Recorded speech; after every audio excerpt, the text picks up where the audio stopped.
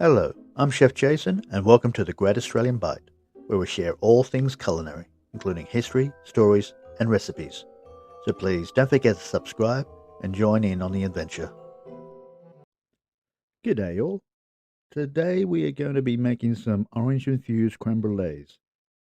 We had some extra oranges that are about to go bad, so I figured this could be something I can use them for. There are other things you can infuse with the creme brulee, but for today we're just going to be using oranges. And we are going to be using about 10 of these oranges. So the first thing we're going to be doing is cutting about 3/4 of this orange. And don't throw the tops out just yet. We will need them later on.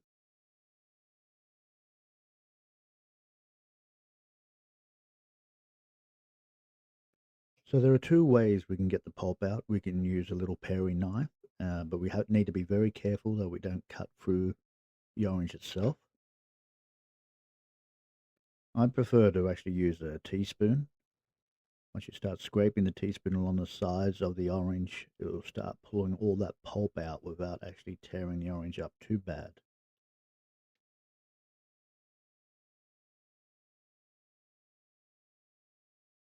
Now, as I mentioned earlier, we're going to be using the tops of the orange. I'm going to just use a little rind tool here to scrape the zest off it. If you have a zester or a microplane, you can use that as well. We are going to preheat our oven to 325 degrees. No higher than that. We don't want to burn our custard.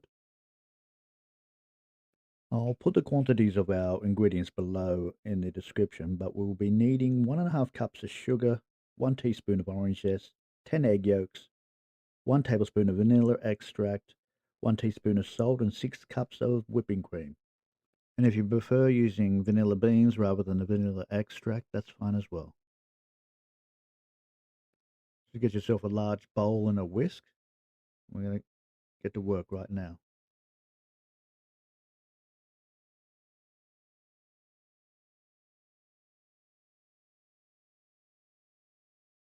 So we're going to be combining the sugar with the egg yolks.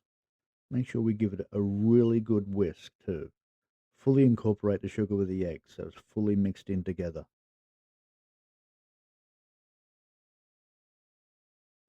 Making sure we scrape down the sides as well. Make sure there's no sugar on the sides.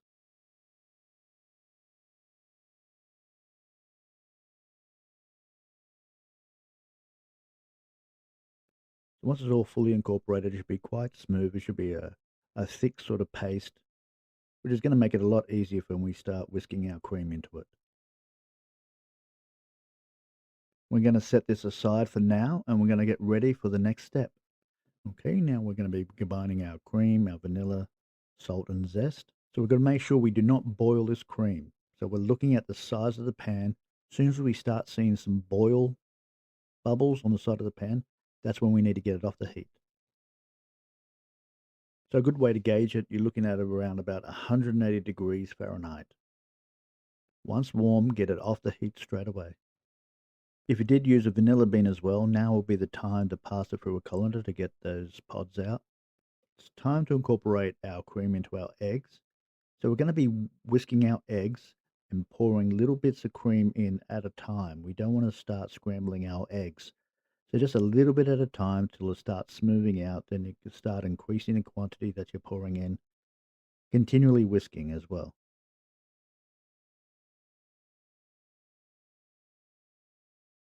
So what this actually is in front of us right now is a French custard.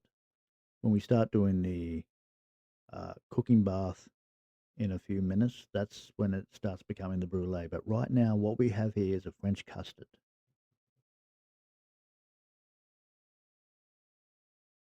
Okay, so once all our cream is fully incorporated with the eggs and it's all nice and thin and smooth, and then next step is we're going to get our little bath tray ready. If you're wondering what those little things at the bottom of the oranges are, I did put a little hole at the bottom of the orange. So I've just used a bit of mascarpone and a bit of orange peel just to seal up that hole.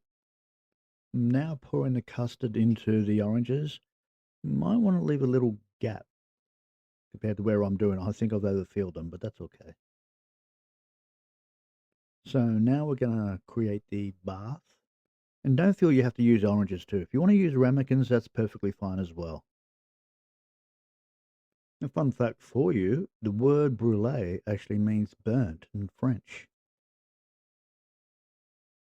So using boiling water, we're going to be pouring that into our tray now, halfway up to where the oranges are. We are going to be putting this in the oven for about 30 minutes, and after 30 minutes, we're just going to check it to see if the center is just barely set. It should almost have a kind of jello-like consistency.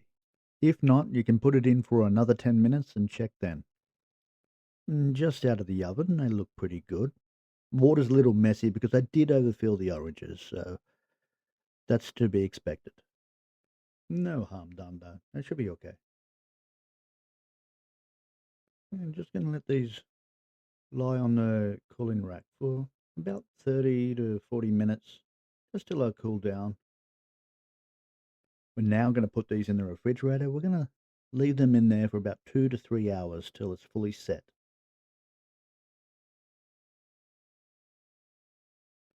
Now comes the fun part. We're going to put a bit of sugar on top of the creme here and create the brulee on top.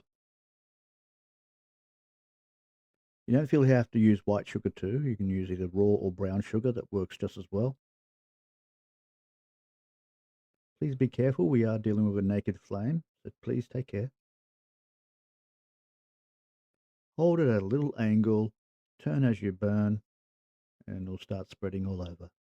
And if you are using a ramekin when you're doing this, remember the ramekin itself is going to get very hot when you do this, so please be careful. Now the object here is we're trying to melt the sugar and create a liquid on top and let it pour around slowly over the whole surface. And there we go, all finished. It doesn't look too bad. And not too bad for a few wild oranges. If there are any other recipes you'd like me to tackle, drop them in the comments below. This is Chef Jason, and I shall see you next time. Thank you for watching. Don't forget to hit the like button, and feel free to leave a comment below. Also, don't forget to check out our other content as well.